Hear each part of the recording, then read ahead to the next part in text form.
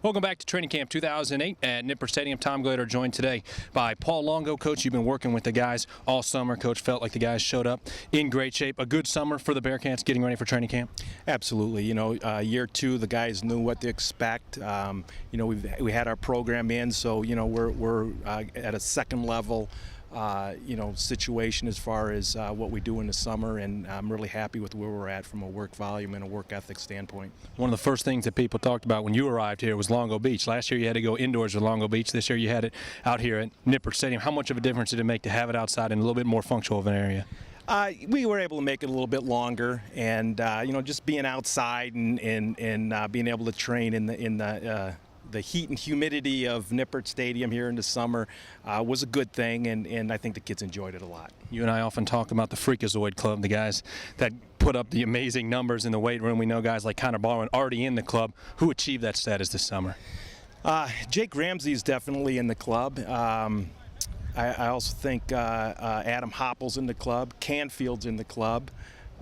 So we've got a few guys up there that are doing some numbers that really, are off the charts. The fans love the numbers. 53 chin-ups for Jacob Ramsey is one that I heard thrown out there. Now I do like 100 or so every morning. Is that all he did was 53?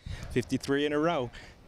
We didn't count two of them. He actually did 55, and two of them hit short, so Jake will tell you that. What are some of the other numbers that really pop out in your mind from the summer? Canfield's, I cut him off at a certain point, but Canfield is a 460-pound bench presser, and Hoppel's a 400-pound cleaner, and we have 6 guys on our offensive line right now that are over 400 in the bench, and we've got 7 guys on our defensive line that are over 400 in the bench, and we're a big clean team, and right now we've got over 20 guys that are over 350. And again, I'm not really a big max guy. It's got to be a functional strength type thing, so those weights are really projections based upon the level that they're training at right now, because I want them to be able to do it every day, not just once. Now the veterans knew what they were getting themselves into working out with you. The freshmen probably didn't quite know what was going to hit them. Who were some of the freshmen, the new guys, who really impressed you?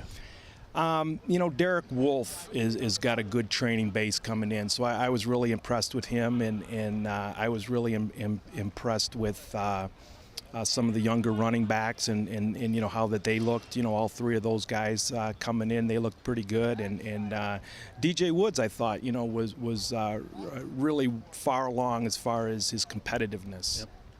Now the offensive lineman, defensive lineman, Coach Kelly told me it's going to take a little while till they're ready to hit the field, but I imagine those guys came in with great frames for what you're trying to build them into.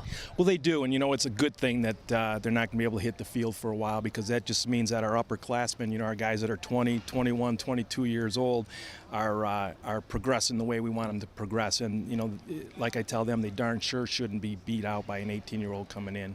Well, training camp, a very exciting time. The guys came back in great shape. Coach, appreciate the time as always. Thanks, Tommy. All right, that is all with Paul Longo's Training Camp 2008 carries on here on GoBearcats.com.